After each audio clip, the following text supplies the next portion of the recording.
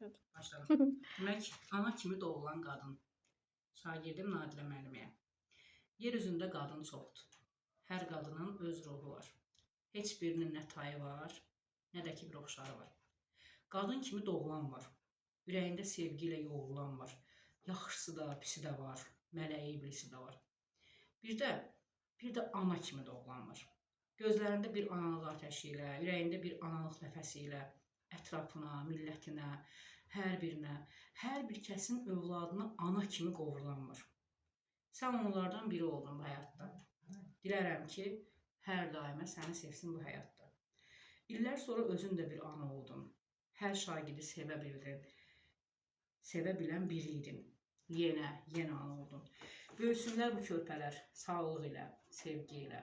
Anlayanda bu həyatda sənin kimi insanlara dost olsunlar qayğı ilə. Ey balaca, elə bilmə tək tayın var.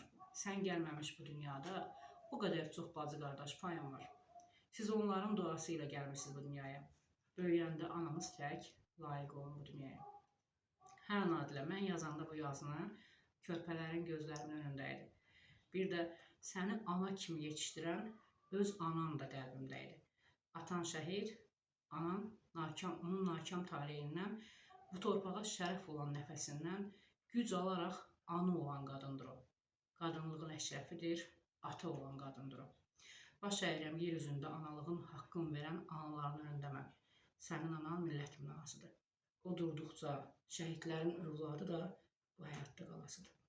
Kiçik ürəklər, gəlişiniz günəş olsun evinizə. Gün gəlsin ki, atanızın, ananızın adı ilə qürurlu bir övlad olun elinizə. Çok sağ olun.